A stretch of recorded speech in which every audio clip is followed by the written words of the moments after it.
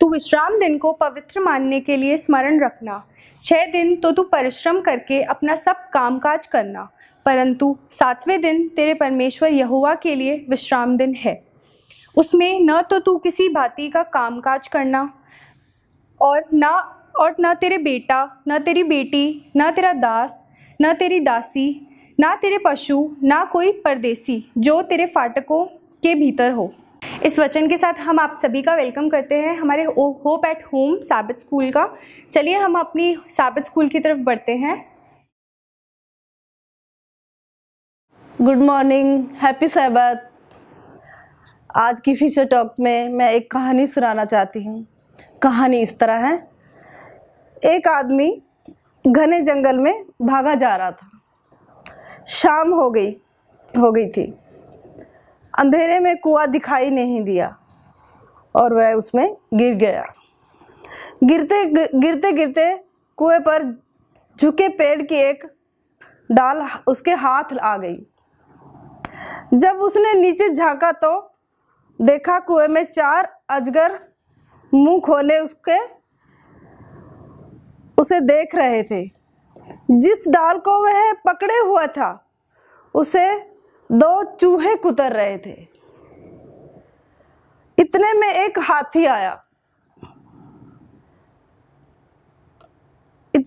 हाथी आया और पेड़ को जोर जोर से हिलाने लगा। वह घबरा गया, सोचने लगा, हे मेरे खुदा, अब क्या होगा।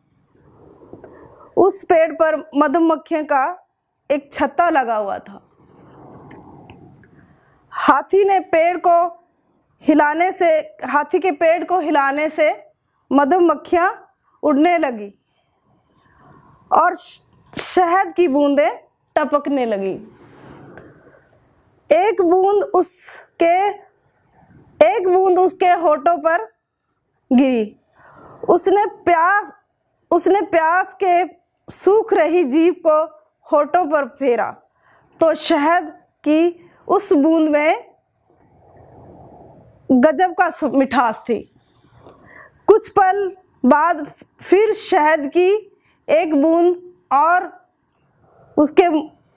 उसमें से टपकी। वह अब इतना मगन हो गया, अपनी मुश्किलों को भूल गया। तब परमेश्वर ने अपने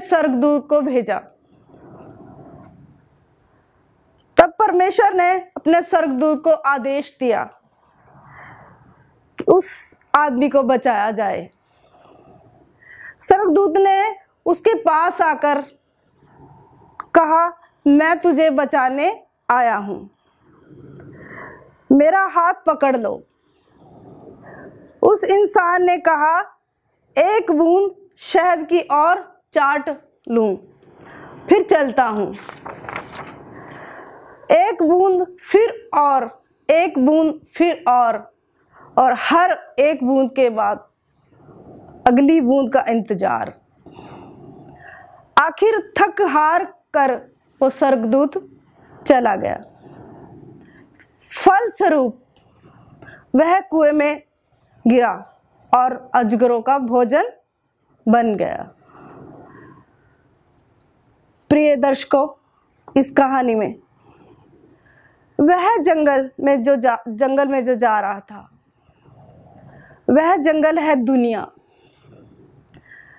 अंधेरा है अज्ञान। पेड़ की डाली है आयु।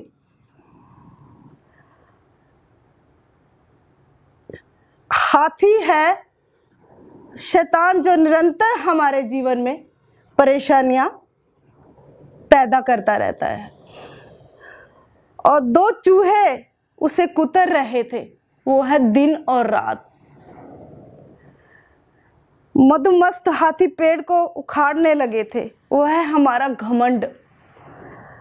और शहद की बूंदें, वो है सांसारिक सुख, जिसके कारण मनुष्य खतरों को भी अनदेखा कर देता है। सुख की माया में खोए मन को परमेश्वर भी नहीं बचा सकता।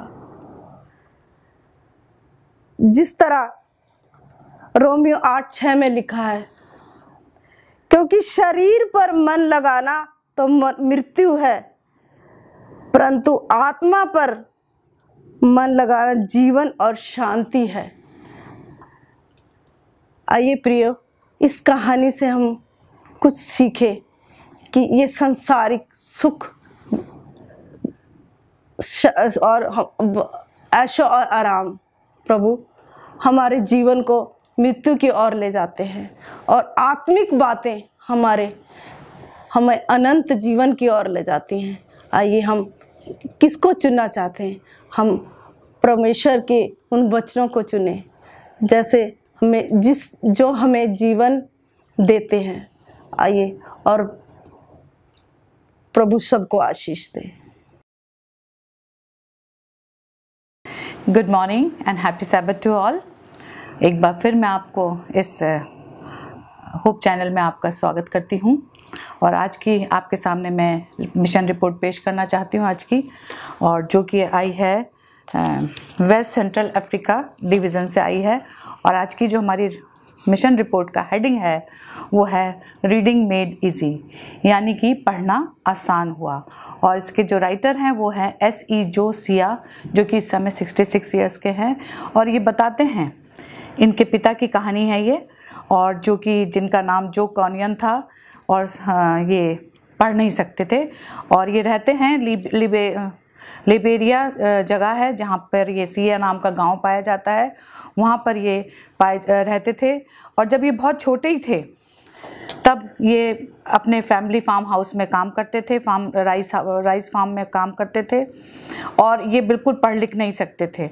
और जैसे जैसे ये बड़े होते चले गए, इनकी शादी हो गई और इनके 9 बच्चे हुए, लेकिन इनके पास पढ़ने का कोई कारण नहीं था, क्योंकि इनको कोई काम करना नहीं था, इनको सिर्फ फील्ड में काम करना था, इसलिए इन्होंने पढ़ने की ज़रूरत नहीं समझी। तब एक दिन इनके गांव में एक 7 डे एडवेंटिस्ट पास्टर आते हैं जिनका नाम होता है विली हेल्बिग, और ये अब वहाँ पे चर्च लेने लगते हैं। तब अचानक से इनकी मुलाकात होती है, और जो है वो अपना इंटरेस्ट शो करते हैं बाइबल पढ़ने में, लेकिन इनको पढ़ना तो आता नहीं है। लेकिन फिर भी ये जो विली हैं, जो पास्टर विली हैं, ये इनसे मिलते हैं, मुलाकात करते हैं और इनको बाइबल स्टडी देते हैं। और कुछ महीनों के बाद ना सिर्फ ये अकेले बल्कि गांव के कुछ लोग भी इनके साथ मिलकर बाइबल स्टडी करते हैं विली के साथ, पास्टर विली के साथ। और कुछ ही दिनों बाद वहाँ पे जो 50 लोग होते हैं, और पास के एक गांव में जिसका नाम है दियो, वहाँ के लोग भी आकर क्या करते हैं, बैप्टिज़्म ले लेते हैं। 50 लोग, करीब 50 लोग बैप्टिज़्म ले लेते हैं।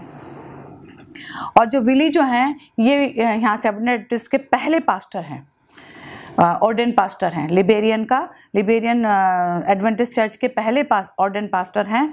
और ये जो हैं चाहते हैं कि जिन्होंने अभी नया बपतिस्मा लिया है वो क्या करें, परमेश्वर का प्रचार खुलकर करें, ताकि परमेश्वर के प्यार को वो लोगों के साथ बांट सके।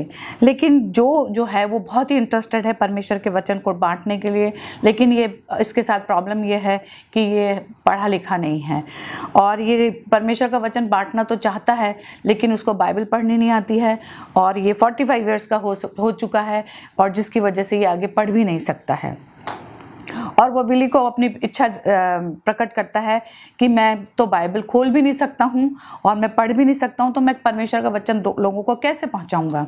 तो विली कहता है कि तुम्हें चिंता करने की ज़रूरत नहीं है। और वो विली को क्या करता, ये विली जो है, पास्टर विली जो हैं, इनको जो को इन्वाइट करते हैं, जो कैनियन को इन्वाइट करते हैं, और उसी के साथ साथ 5 और ऐसे लोगों को वो इन्वाइट करते हैं जिसको वो बाइबल ट्रेनिंग स्कूल में लेकर आते हैं, और कहते हैं कि तुमको मैं बाइबल सिखाऊंगा ताकि तुम क्या कर सको, लोगों तक अपना परमेश्वर का वचन सुना सको।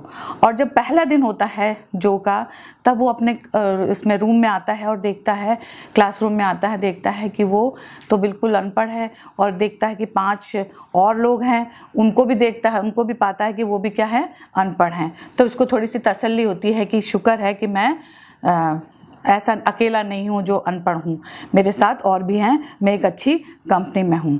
और उसके बाद विली प्रेयर करते हैं और उनको बाइबल देते हैं और उसके बाद उनको उनके बाइबल स्टडी उनको सिखाने लग जाते हैं। उनको सिखाते हैं कि किस तरह से बाइबल खोली जाए और वो खास जो वर्सेस हैं उनको कैसे पढ़ा जाए, और वो उनको एक एक वर्ड उनको समझाने लगते हैं। और फिर उसके बाद जो है वो बहुत ही ईमानदारी के साथ परमेश्वर से प्रेयर करता है और उस वर्सेस को याद करता है जो उसको विली ने सिखाई थी, पास्टर विली ने सिखाई थी। और वो परमेश्वर से कहता है कि परमेश्वर तू मेरी मदद कर कि मैं क्या कर सकूं, इस बाइबल को पढ़ सकूं और इसके वचनों को अच्छे से समझ सकूं। और हर दिन इसी तरीके से जो है उन 5 मेंबर्स के साथ मिलकर विली के पास आते हैं और रोज़ बाइबल स्टडी करते हैं। और एक दिन क्या होता है कि और वो ये प्रेयर करता है, जो हमेशा ये प्रेयर करता है कि हे परमेश्वर तू अपनी अपवित्र आत्मा मेरे पास भेज ताकि मैं क्या कर सकूं, ये परमेश्वर के वचन को पढ़ना भी मुझे आए और दूसरों को बताना भी मुझे आए।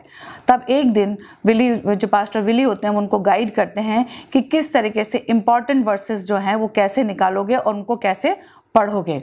और जो नोटिस करता है कि वो बहुत ही आसानी से अपनी बाइबल में वो वर्सेस को क्या कर रहा है, निकाल पा रहा है, जबकि ये पढ़ा लिखा नहीं है, लेकिन फिर भी वो बड़ी आसानी से बाइबल को क्या कर पा रहा है, निकाल पा रहा है और पढ़ पा रहा है। और अचानक से ये जो फिर वो अपने साथियों को देखता है, वो भी बड़ी आसानी से उसको निकाल के देख पा रहे हैं और निकाल रहे हैं और पढ़ पा रहे हैं। तब ये बड़ा खुश हो जाता है मन में और फिर ना उसी खुशी में वो घर जाता है और घर जाके फिर ना जो है किताब पढ़ने की कोशिश करता है, क्योंकि ये जब क्लास में पढ़ता है तो इसको बड़ी आसानी से पढ़ना आता है।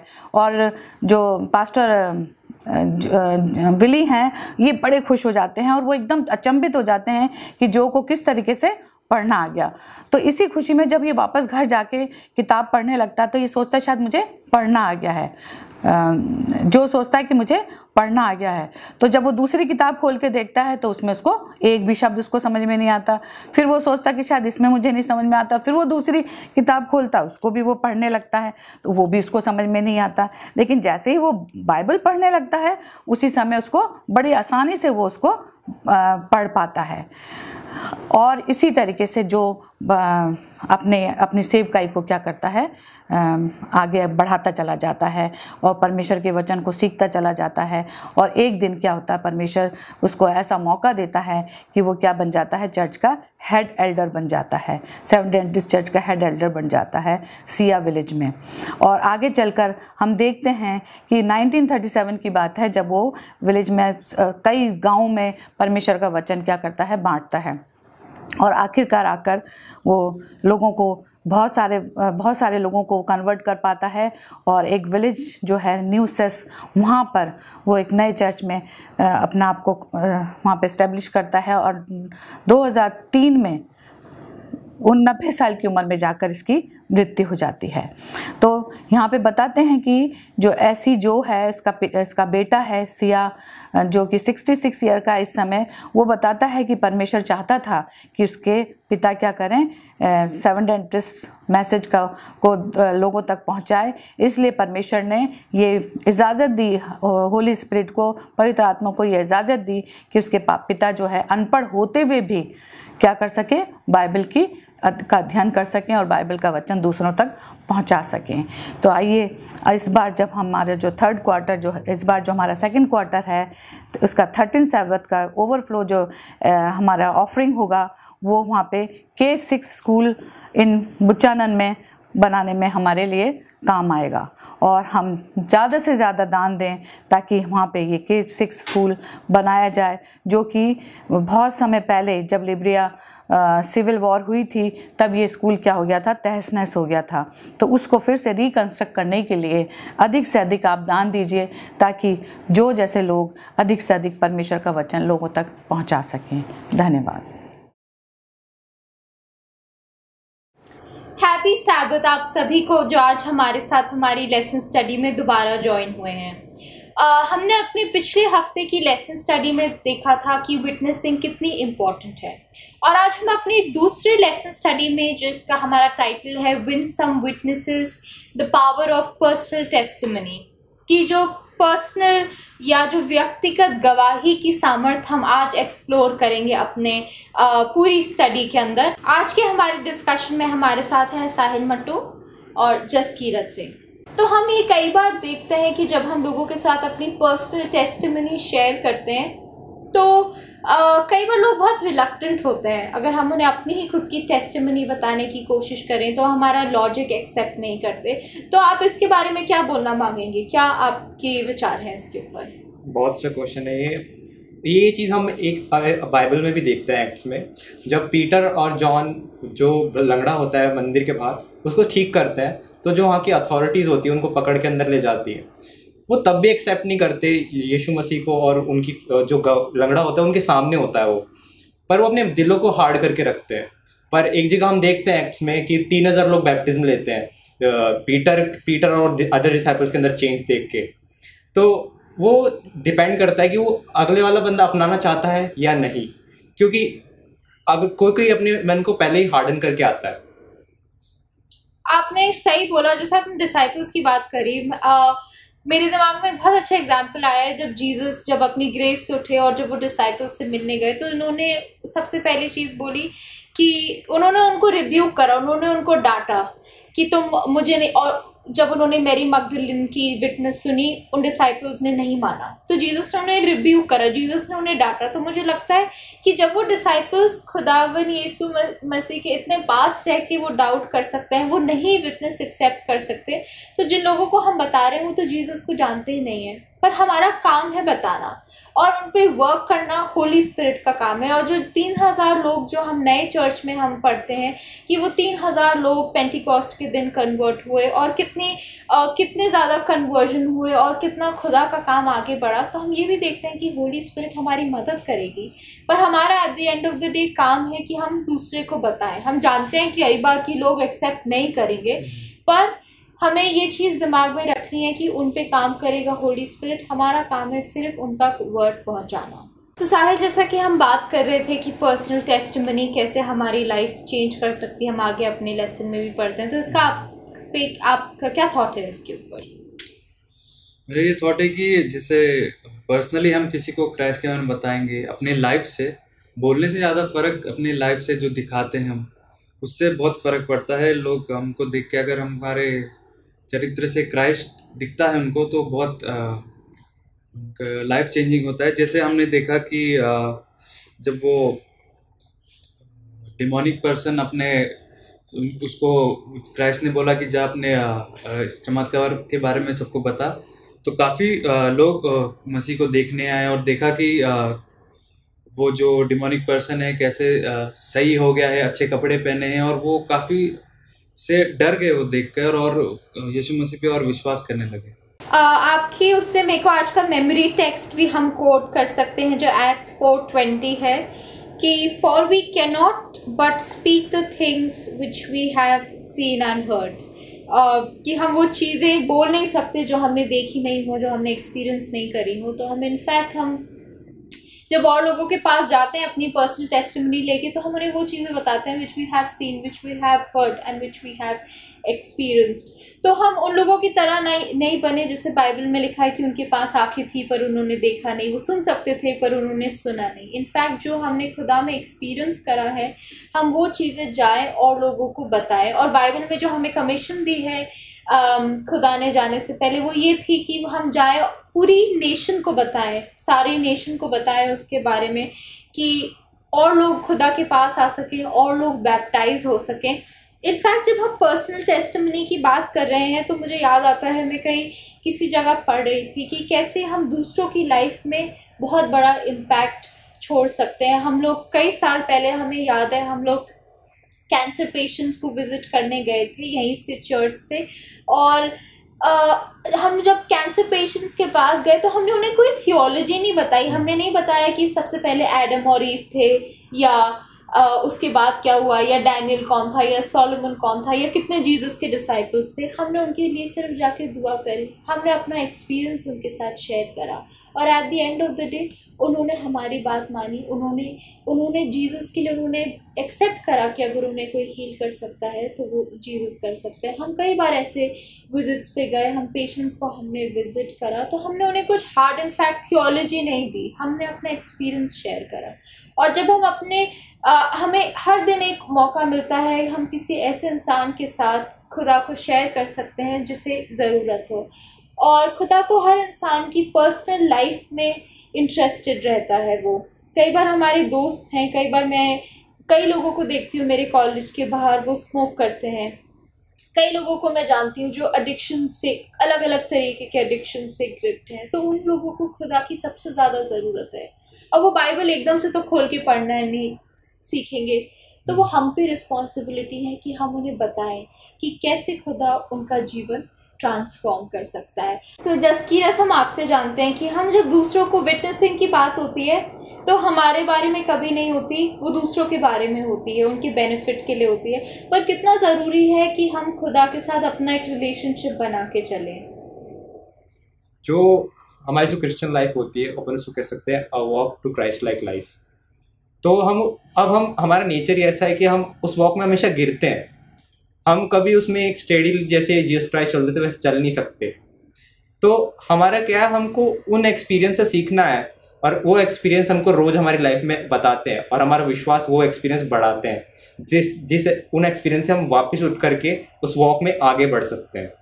आपने बहुत अच्छा एक लाइन बोली जो मेरे को स्ट्राइक हुई, कि हम गिरते हैं और फिर हम दोबारा उठते हैं, और वो हमें अलग अलग तरीके के एक्सपीरियंसेस देते हैं। तो आई थिंक वो भी इम्पॉर्टेंट है कि कई बार हमेशा ऐसा नहीं होता कि हम खुदा के हम जो चीज़ कर रहे हैं हम बहुत फेथफुली करें, कई बार हम लैग भी कर जाते हैं, पर हम फिर उसके पास दोबारा आते हैं, और वो हमारी खुद की जो पर्सनल टेस्टिमनी है उसको यूनिक बनाता है। तो हम दूसरों के साथ जब शेयर करते हैं तो बहुत रिलेटेबल लगती है कि हम भी इतने ख़राब हैं पर हम बचाए गए हैं, हमें माफ़ किया गया है खुदा की ग्रेस की उससे। हम पॉल के बारे में जब बाइबल में पढ़ते हैं तो पॉल ने और लोगों को अपने खुद की पर्सनल टेस्टिमनी दी थी। जब वो किंग अग्रिप्पा के पास जाता है तो हम उसमें पढ़ते हैं कि वो कितना मर्सीलेस किंग था, कि वो खुदा में बिल्कुल नहीं मानता था। पर अगर हम आगे चैप्टर्स में पढ़ते हैं कि जो हम एक्ट्स में पढ़ते हैं उसमें लिखा होता है कि वो जो किंग बोलता है कि मैं ऑलमोस्ट तुम्हारी बातों से I have converted my self into Christianity. तो हम जैसे एक्ट्स 26 की 28 में पढ़ते हैं, then Agrippa said to Paul you almost persuade me to become a Christian.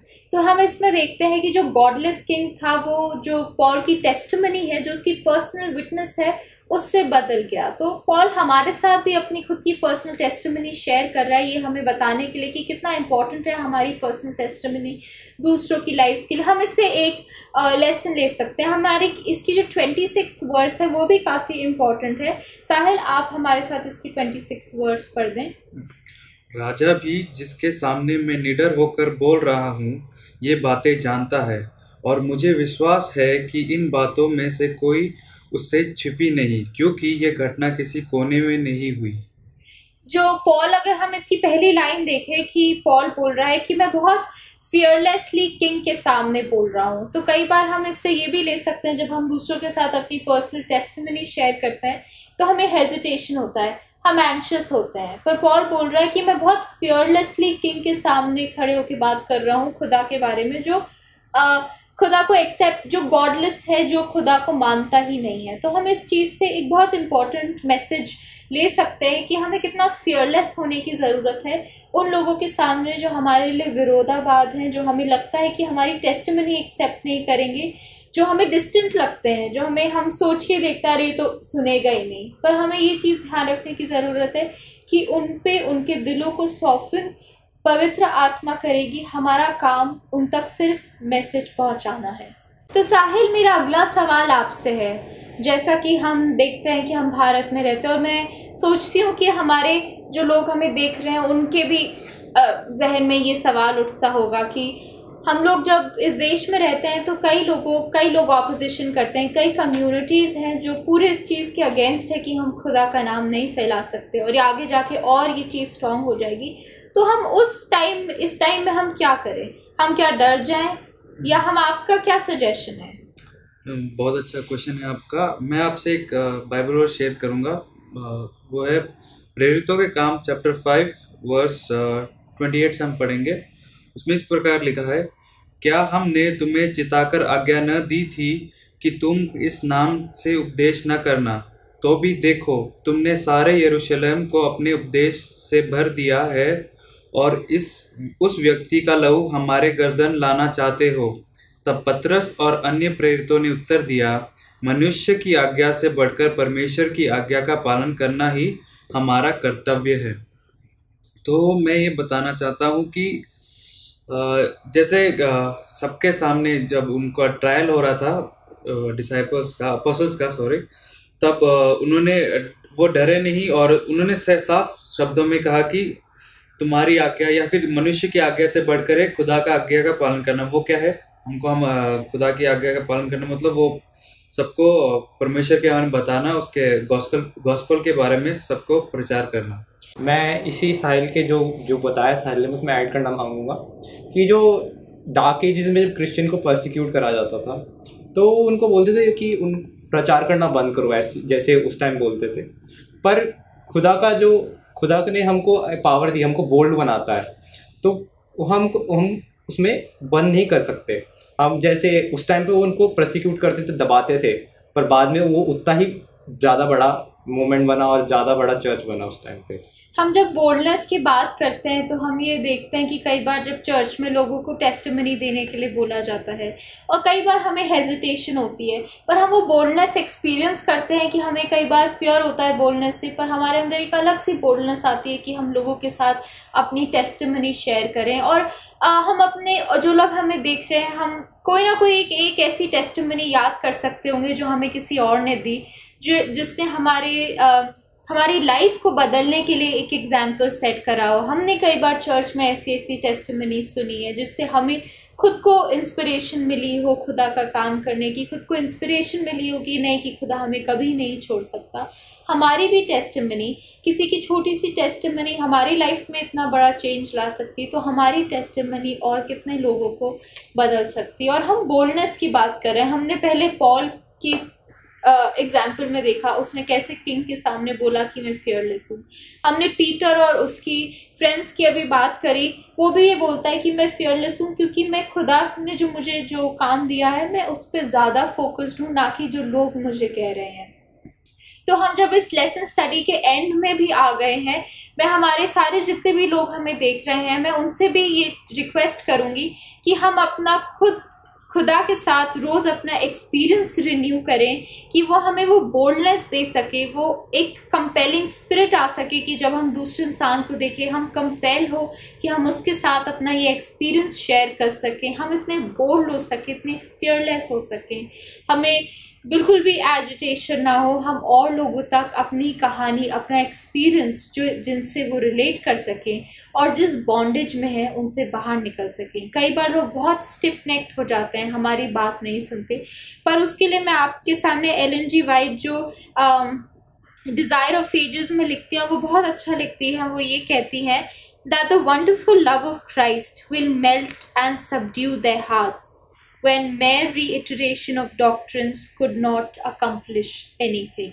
जब डॉक्ट्रिन्स कुछ नहीं कर पाए, जब आप उन्हें बाइबल से पढ़ाई वो नहीं माने, हमारी पर्सनल छोटी सी टेस्टिमनी कई लोगों का जीवन बदल सकती है और खुदा उनका हार्ट सॉफ्ट करेगा। कई जिन लोगों को हम जानते हैं जो बदल रहे हैं, जो नहीं बदल रहे हैं, हम अपनी टेस्टिमनी उन तक लेके जाएं, खुदा उनके हाथ को सॉफ्ट करेगा। हमारा काम है कि हम रोज़ खुदा के साथ अपना एक्सपीरियंस रिन्यू करें और जो भी हमने खुदा के अंदर सीखा है हम वो और लोगों को बांटें, क्योंकि जैसे हमने पिछली बार सीखा था, हम जितना बांटते हैं हम अपनी स्पिरिचुअल लाइफ में उतना ही आगे बढ़ते हैं। हम इसके साथ अपनी लेसन स्टडी को एंड करेंगे। Wish you a very happy Sabbath. पिता परमेश्वर, आपका धन्यवाद देना चाहते हैं खासकर इस मौके के लिए कि एक बार फिर से हम सैबत की आराधना में एक साथ हो सकें, ऑनलाइन सर्विस के ज़रिए एक साथ जुड़ सकें।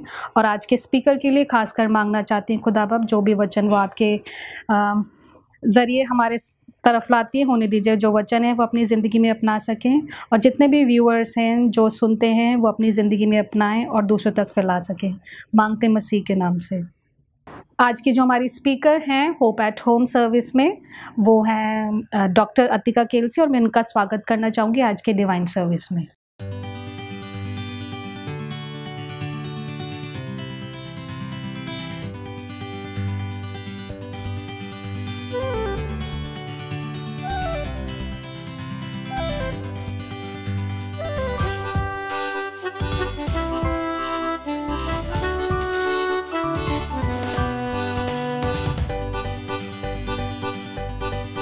चलूंगी यीशु मैं तेरे साथ साथ, चलूंगी यीशु मैं तेरे साथ साथ। ना है मुझे कोई डर की बात, ना है मुझे कोई डर की बात, चलूंगी यीशु।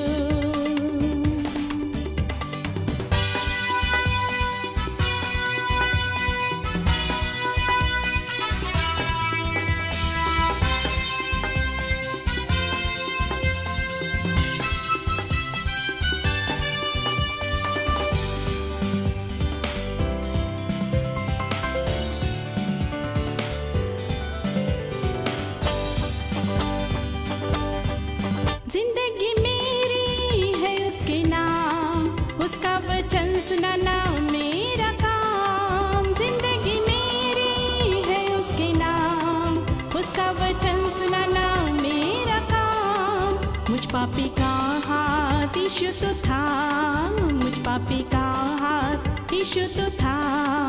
सारी दुनिया को ये तेरा पैगाम, सारी दुनिया को ये तेरा पैगाम, चलूंगी यीशु।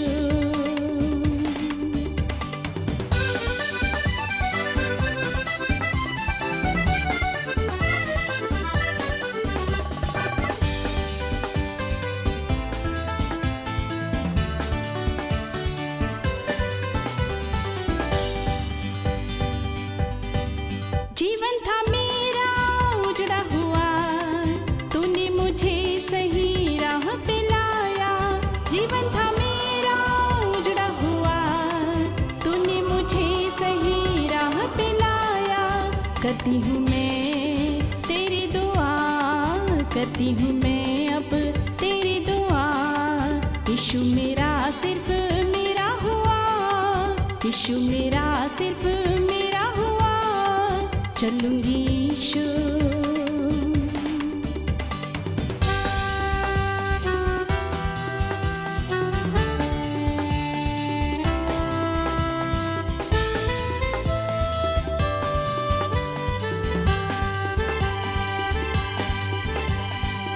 पहले से थी मैं बहुत दोषी, तेरे साथ चलने से मिलती है खुशी। पहले से थी मैं बहुत दोषी, तेरे साथ चलने से मिलती है खुशी। गुनाह कर माफ जान मेरी बख्शी, गुनाह कर माफ जान मेरी बख्शी। पास बुलाता है प्यारा मसीह, पास बुलाता है प्यारा मसीह। चलूंगी यीशु मैं तेरे साथ साथ, चलूंगी यीशु मैं तेरे साथ साथ। ना है मुझे कोई डर की बात, ना है मुझे कोई डर की बात, चलूंगी यीशु।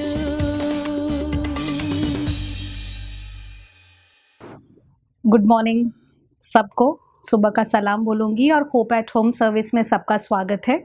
हमने स्क्रिप्चर रीडिंग के लिए भजन संहिता 106 खोलेंगे और उसका 24 से 28 आपके सामने पढ़ूंगी, जिसमें यूँ लिखा है, उन्होंने मनभावने देश को निकम्मा जाना और उसके वचन की प्रतीति ना की। वे अपने तंबुओं में कुड़कुड़ाए और यहोवा का कहा ना माना। तब उसने उनके विषय में शपथ खाई कि मैं इनका जंगल में नाश करूंगा और इनके वंश को अन्य जातियों के सम्मुख गिरा दूंगा और देश देश में तितर बितर करूंगा। वे पोर वाले बाल देवता को पूजने लगे और मुर्दे को चढ़ाए हुए पशुओं का मांस खाने लगे। खुदा बाप अपने वचन के पढ़े जाने पर, सुने जाने पर आशीष थे।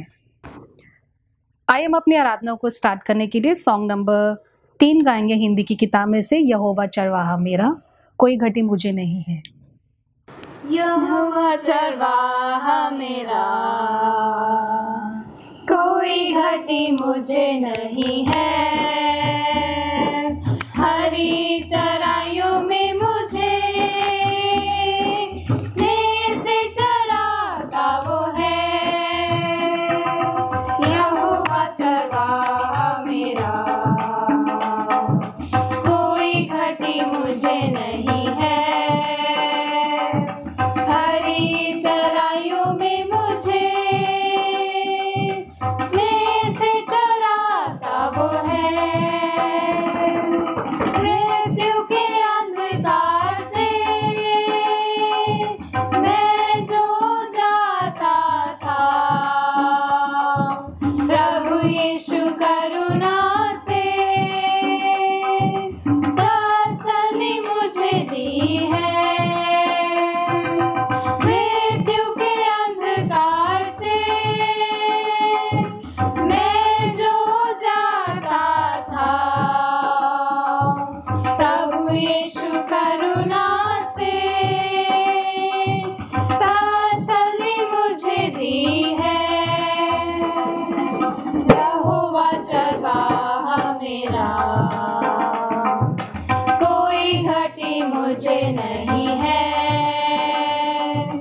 हरी चराइयों में मुझे स्नेह से चराता वो है। सर्वदा प्रभु घर में करूँगा निवास जो मैं, करुणा भलाई भी उसकी आनंदित मुझे करती है। सर्वदा प्रभु घर में करूँगा निवास जो मैं, करुणा भलाई भी उसकी आनंदित मुझे करती है। यहोवा चरवाहा मेरा, कोई घटी मुझे नहीं है। हरी चराइयों में मुझे स्नेह से चराता वो है। आप सभी को शबत शालोम। 2006 FIFA world cup final Berlin Germany में इटली और फ्रांस के बीच खेला जा रहा था। कांटे की टक्कर थी क्योंकि दोनों ही टीम बहुत स्ट्रॉन्ग दावेदार थी वर्ल्ड कप के। दोनों ही टीम ट्रेडिशनल कॉम्पिटिटर्स हैं, परंपरागत प्रतिद्वंदी हैं एक दूसरे की फुटबॉल में। और पिछले ही वर्ल्ड कप 2000 में फ्रांस ने इटली को हराया था। ये वर्ल्ड कप और भी महत्वपूर्ण इसीलिए था क्योंकि उनके जो लेजेंडरी कैप्टन, फ्रांस के जो लेजेंडरी कैप्टन जिनेदिन जिदान थे, ये उनका आखिरी टूर्नामेंट, आखिरी वर्ल्ड कप, आखिरी मैच था। पूरी दुनिया की निगाहें इस टूर्नामेंट पे, इस मैच पे लगी हुई थी क्योंकि दुनिया देखना चाहती थी कि किस प्रकार से इस कांटे की टक्कर का अंजाम जो है वो होगा। और हम देखते हैं इतना टेंशन भरा माहौल था कि पूरा मैच जो था वो 1-1 पर ड्रॉ हो गया। एक्स्ट्रा टाइम में भी कोई निष्कर्ष निकलकर नहीं आया और समय आया पेनल्टी शूटआउट का। लेकिन उस एक्स्ट्रा टाइम में 110वें मिनट में गेम के कुछ ऐसा हुआ जिसने पूरी दुनिया को भौचक्का कर दिया। शॉक वेव्स जो थी पूरी दुनिया में फैल गई क्योंकि जिनेदिन जिदान ने अपने सर से मार्को मातेराजी पे, जो इटली का प्लेयर था, उस पे भेंटी मारी। सर से उनको हेडबट जो था वो जोर से मारा और जिसके कारण कप्तान को पेनल्टी शूटआउट से जस्ट पहले रेड कार्ड दिखाकर गेम से बाहर कर दिया। और इसका नतीजा ये हुआ कि उनकी टीम जो थी पेनल्टी शूटआउट में 5-3 से इटली से वो वर्ल्ड कप हार गई। कितना सुनहरा मौका था ये ज़िनेदिन ज़िदान के पास कि वो अपने इतने महान करियर का भी अंत बहुत ग्लोरियसली, बहुत महान तरीके से कर सकते थे, लेकिन लक्ष्य के इतने पास आकर और कप उठाने के इतने करीब आकर वो पूरी टीम जो थी अपने लक्ष्य से चूक गई। मेरे हिसाब से दुनिया में सबसे बड़ी ट्रेजेडी यही है कि हम लक्ष्य के बिल्कुल करीब आकर और उससे चूक जाएं। परमेश्वर आज आपसे और मुझसे इसी बारे में बातचीत करना चाहता है और इसीलिए आज की बातचीत का टाइटल मैंने दिया है a close miss, the greatest tragedy, निशाने से चूक जाना सबसे बड़ी दुखद घटना। अगर हम गिनतियों 14 बाब की 28 से 33, नंबर्स चैप्टर 14 वर्सेस 28 to 33 पढ़ें, वहाँ हम देखते हैं कि परमेश्वर इज़राइलियों से कुछ कहता है और वो यह कहता है, मेरे जीवन की शपथ, जो बातें तुमने मेरे सुनते कही हैं, निस्संदेह मैं उसी के अनुसार तुम्हारे साथ व्यवहार करूँगा।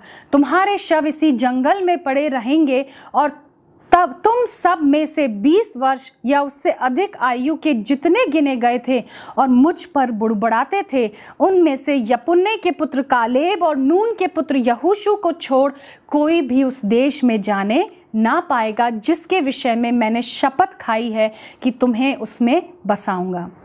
परंतु तुम्हारे बाल बच्चे जिनके विषय तुमने कहा कि वे लूट में चले जाएंगे, उनको मैं उस देश में पहुंचा दूंगा और वे उस देश को जान लेंगे जिसको तुमने तुच्छ जाना। भाइयों बहनों, कितनी दुख की बात है कि इज़राइली लोग अपने लक्ष्य के इतने करीब पहुंचकर, अपनी मंजिल के इतने करीब पहुंचकर और वहां से चूक गए, भटक गए, मंजिल तक नहीं पहुंच सके। अगर हम गिनतियों के 13 बाब 26 आयत नंबर्स 13:26 में पढ़ें, हमें वहाँ पता चलता है कि इन लोगों ने कादेश बर्निया में अपने डेरे डाल रखे थे। कादेश जो है वो पारान के जंगल, पारान के रेगिस्तान में एक छोटा सा ओएसिस है, छोटी सी सींची हुई धरती है जहाँ पर इन्होंने अपने डेरे डाले थे। और अगर हम ड्यूट्रोनॉमी चैप्टर 1 वर्स 2 व्यवस्था विवरण 1 के 2 पद में पढ़ें, वहाँ हमें पता चलता है कि कादेश से सेईर पर्वत के रास्ते होकर अगर कनान देश जाना हो तो यह सिर्फ 11 दिन के पैदल चलने का रास्ता था। कितने करीब आकर भी ये जनरेशन अपने लक्ष्य से चूक गई। अगर हम भजन संहिता 106 जैसा आपके सामने स्क्रिप्चर रीडिंग में पढ़ा गया या 95 भी पढ़ें तो हम देख सकते हैं कि इनके अपने लक्ष्य से चूकने का कोई मुख्य कारण था और वो कारण ये था कि ये अल्पविश्वासी थे और ये क्या करते थे, ये बार बार मुड़कर अपने भुलाए हुए भूतपूर्व काल को देखते थे, अपने पास्ट को बार बार देखकर अपने आज से उसे कंपेयर करते रहते थे। अल्पविश्वासी होने के कारण थोड़ी सी मुसीबत पड़ती और ये कुड़कुड़ाने लगते, थोड़ी सी आफत इन पर पड़ती और ये बुड़बुड़ाने लगते और ये एक पल में भूल जाते परमेश्वर की सामर्थ को, परमेश्वर की करुणा को, परमेश्वर की अनगिनत मेहरबानियों को, और ये भूल जाते कि कैसे कितने सामर्थी और मजबूत हाथ से परमेश्वर इन्हें मिस्र में से, फैरो के चुंगल से निकाल कर लाया था। ये भूल जाते कि कितनी सामर्थ के साथ परमेश्वर ने लाल समुद्र के बीच में सूखी भूमि इनके आंखों के सामने निकाली और इनको उसमें से पार कराया ताकि ये दूसरी तरफ जा सकें और फिरौन की सेना को अपनी आंखों के सामने इन्होंने विनाश होते हुए देखा। हर बार जब भी इनके ऊपर थोड़ी सी चैलेंज, क्योंकि एक नया लाइफस्टाइल इन लोगों ने जीना स्टार्ट किया था, थोड़ी सी परेशानी आती और ये हर चीज़ भूल जाते मिस्र की, कि हम कैसे गुलाम थे, कैसे हम दर्द, दुख और तकलीफ़ में थे, कैसे हमारे लड़के हमसे छीन कर मार डाले गए थे, कैसे हम दिन रात कोड़े खाते थे। ये सारी अपनी दुख तकलीफ़ परेशानियां भूल जाते, कैसे हम करहा कर परमेश्वर की दुहाई देते थे, ये सब भूल जाते और बार बार ये मूसा से यही कहते, हम तो मिस्र में ही भले थे, हम हम वहाँ गोश्त तो खाते थे, हम वहाँ पानी तो पीते थे, तू तो यहाँ हमें प्यासा मारने को ले आया, तू यहाँ हमें अमलेकियों के हाथ मारने को ले आया, तू तो यहाँ हमें भूखा मारने को ले आया। हम गोश्त खाने के लिए तरस गए, जो मन्ना परमेश्वर ने इनको दिया, उन्होंने उस स्वर्ग की रोटी को रिजेक्ट करा, लेकिन अपने पुराने व्यक्तित्व के कारण, अपने अंदर के पुराने मनुष्यत्व को ये ख़त्म नहीं कर पाए थे। अगर हम गिनतियों उसके 13 बाप और उसकी 28 आयत में पढ़ते हैं तो हमें थोड़ा सा और बैकग्राउंड पता चलता है। हम देखते हैं कादेश में आकर मूसा 12 के 12 गोत्रों में से एक रिप्रेजेंटेटिव, जो कि सरदार था, जो कि एक मुखिया था, उसको बुलाता है और इन 12 लोगों को चुनकर ये कानान देश में जासूसी करने के लिए भेजता है। 40 दिन के बाद जब ये जासूस लौट कर आते हैं तो हम देखते हैं कि ये लोग बताते हैं कि हाँ, ये नगर वाकई, ये देश ऐसा है जहाँ पे दूध और मधु की धाराएं बहती हैं। लेकिन फिर जो रिपोर्ट वहाँ के जासूस इनको देते हैं आके, वो क्या है? परंतु उस देश के निवासी बलवान हैं और उसके नगर गढ़ वाले हैं और बहुत बड़े हैं। यह सुनकर हम सब प्रजा का रिएक्शन जानते हैं। सब रोने लगे, विलाप करने लगे और मूसा पे बड़बड़ाने लगे कि तू हमें यहाँ पर नष्ट करने के लिए क्यों लेकर आया, हम मिस्र में ही भले थे। और फिर जो मैंने आपके सामने अभी गिनतियों 14-28 पढ़ा आपके सामने, वो परमेश्वर का जो गज़ब था वो आपके सामने आ जाता है, क्योंकि परमेश्वर जो कि जिसका रहम अनगिनत है, परमेश्वर को बार बार परख कर इन्होंने इतना उकता दिया कि परमेश्वर फाइनली कहता है कि तुम में से हर एक जो मुझ पर बुड़बुड़ाता था और कह रहा है कि हम मिस्र में ही भले थे, तुम में से एक भी जन, एक्सेप्ट कौन? जोशुआ और कैलेब, यहोशू और कालेब के अलावा कोई भी जो है उस नए देश में जिसके विषय में मैंने तुमसे और तुम्हारे पुरखाओं से शपथ खाई थी, नहीं जा पाएगा। क्योंकि 10 के 10 जासूस कहते हैं वहाँ के जो लोग हैं हमसे डील डॉल में बहुत ऊंचे लंबे चौड़े हैं और इतने गढ़ वाले शहर हैं, हम नहीं जीत सकते। केवल ये 2 थे जिनको याद था कि परमेश्वर का हाथ सामर्थी है। वो परमेश्वर जो रेगिस्तान में उनको लेकर आया, समुद्र के 2 भाग करके उनको लेकर आया, फिरौन और पूरे मिस्र का तहस नहस करा उसने 10 विपत्तियों के दौरान, और वो उन्हें इतने सामर्थी हाथ से बड़े बड़े आश्चर्य कर्म करके लेकर आया। उनका रहबर बन के सुबह धूप से बचाने के लिए बादल बन के उनके साथ चलता था, रात को गर्मी देने के लिए और रोशनी देने के लिए और प्रोटेक्ट करने के लिए आग का खंभा उनके साथ बनकर चलता था। केवल ये मेहरबानियाँ यहोशू और कालेब याद रख पाए। यही सेम बात, कुछ ऐसा ही पैटर्न अगर हम लूत की कहानी में को पढ़ें, हम वहाँ पर भी देखते हैं।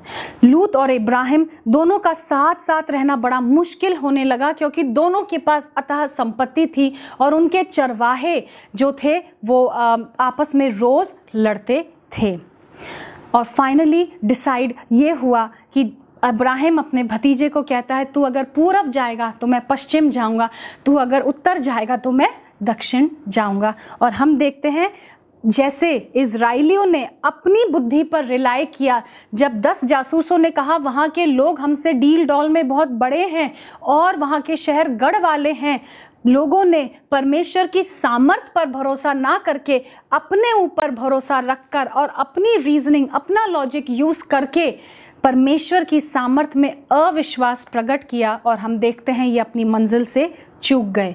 लूत भी यहाँ पर अपने दिमाग का इस्तेमाल करता है और देखता है कि अगर हम उत्पत्ति जेनेसिस 13 वर्सेस 10 to 13 में देखें, 10 से 13 आयत में देखें, वहाँ लिखा है, तब लूत ने आँख उठाकर यरदन नदी के पास वाली सारी तराई को देखा कि वह बहुत सिंची हुई है। वो अपना लॉजिक लगाता है कि कहाँ जाना चाहिए, यरदन के पास की तराई जो बहुत अच्छी सिंची हुई है, इसीलिए उसने क्या करा, वो तराई चुन ली। और उसने, अगर हम 12वें पद के अंतिम भाग में पढ़ते हैं, वहाँ लिखा है, और उसने अपना तंबू सदोम के निकट खड़ा किया।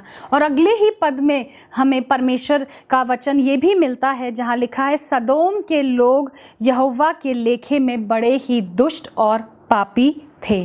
अपना जजमेंट यूज़ करके, अपने निर्णय लेने की शक्ति का प्रयोग करके लूत पाप के गढ़ में जा पहुंचता है। और हम देखते हैं वहाँ जब वो पहुंचता है, पाप इतना बढ़ जाता है कि क्या होता है, हम देखते हैं कि परमेश्वर फाइनली डिसाइड करता है कि मैं सदोम और गमोरा को आग और गंधक से नष्ट करने पर हूँ। और जब 2 स्वर्गदूत उस रात जाते हैं सदोम में ताकि लूत और उसके परिवार को बचा लें और उस नगर का सत्यानाश कर डालें, उत्पत्ति 19:16 में लिखा है, हम वहाँ पढ़ते हैं, पर वह विलंब करता रहा। इस पर यानी कि लूत का मन नहीं था, अपनी संपत्ति, अपना घर, इतना सब कुछ उसने यहाँ फैला रखा था, काम और सब कुछ, उसका मन उस सारी संपत्ति और धन और प्रॉपर्टी में था। वो विलंब करता रहा क्योंकि वो उनको छोड़कर जाना नहीं चाहता। और आगे लिखा है, इस पर उन पुरुषों ने उसका और उसकी पत्नी का और दोनों बेटियों के हाथ पकड़े क्योंकि यहोवा की दया उस पर थी, और उनको निकाल कर नगर के बाहर कर दिया। जबरदस्ती, लिटरली उनको घसीट कर या ड्रैग करके शायद स्वर्गदूतों ने नगर के बाहर किया होगा कि निकलो, क्योंकि हमारा इस नगर को नाश करने का समय आ पहुंचा है। लेकिन उनका मन जो था वो अपने भूतकाल में ही लगा हुआ था, अपने पास्ट में ही लगा हुआ था, उनका मन अपनी धन संपत्ति में ही लगा हुआ था।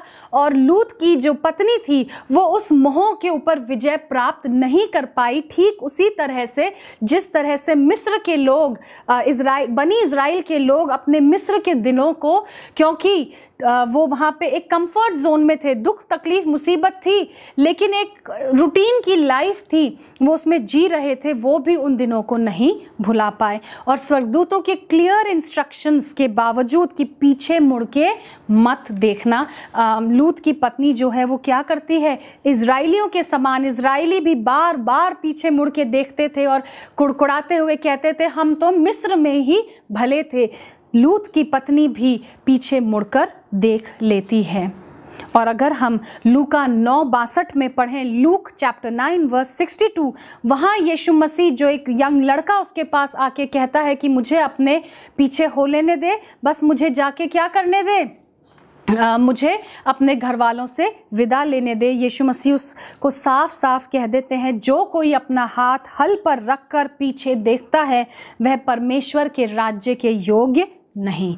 भाइयों बहनों, our God is not a God of our sinful past. Our God is the God of a empowering present and a wonderful promising future. हमारा परमेश्वर हमारे पापी पास्ट का परमेश्वर नहीं है। हमारा परमेश्वर हमें पाप में से, उस गंध में से, उस कीचड़ में से निकाल कर हमारे आज को संवारने की और हमें एक सुनहरा कल देने की सामर्थ रखता है। और इसीलिए लूत की पत्नी पीछे देखते ही नमक का खंबा बन गई। कितने दुख की बात है, वो भी अपनी मंजिल से के बिल्कुल करीब आकर भटक गई।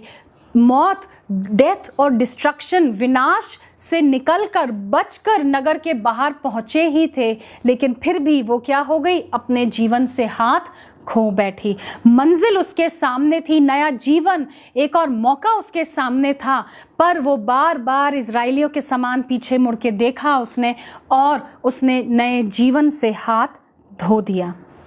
कितने दुख की बात है भाइयों बहनों, 11 दिन की दूरी और जिंदा निकल कर बचते हुए भी दोनों बनी इजराइली और लूत के जो पत्नी थी वो अपने लक्ष्य तक नहीं पहुंच पाए। ये दोनों कहानियाँ आज परमेश्वर आपको और मुझे इसीलिए याद दिलाना चाहता है क्योंकि ये हमारे लिए एक आगाह करने का संदेश है। ये हमारे लिए एक वार्निंग है जो परमेश्वर अपनी अपरंपार कृपा में, अपनी करुणा में हमें याद दिलाना चाहता है। हम सब सियोन देश की ओर जा रहे हैं। We are all marching to Zion. और क्या हम तैयार हैं?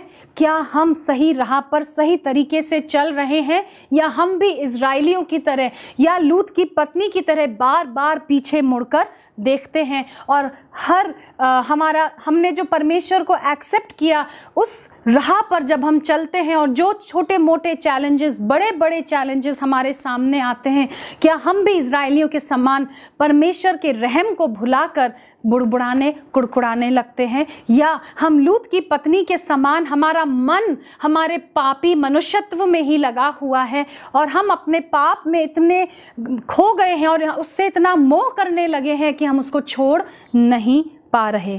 अंत के निशानात हमें बता रहे हैं भाइयों बहनों कि समय बहुत निकट है कि अंत हमारे ऊपर अचानक से आ पड़ेगा।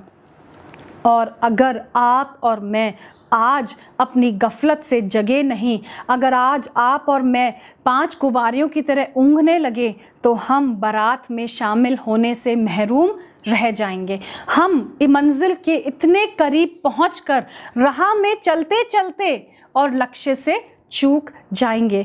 भाइयों बहनों, मत्ती 24:12 और 13, मैथ्यू चैप्टर 24 वर्सेस 12-13 में लिखा है, अधर्म के बढ़ने से बहुतों का प्रेम ठंडा हो जाएगा। कहीं हमारा प्रेम ठंडा ना हो गया हो, कहीं यीशु मसीह की शिकायत हमारे प्रति ये ना हो कि तूने अपना पहला सा प्रेम छोड़ दिया है। और आगे लिखता है, परंतु जो अंत तक धीरज धरे रहेगा उसी का उद्धार होगा। समय है कि हम धीरज रखें और परमेश्वर के वचन में दिन प्रतिदिन आगे की ओर बढ़ते चले जाएं, तब ही हम अपने लक्ष्य तक, हमारे सियोन देश तक पहुंच सकेंगे।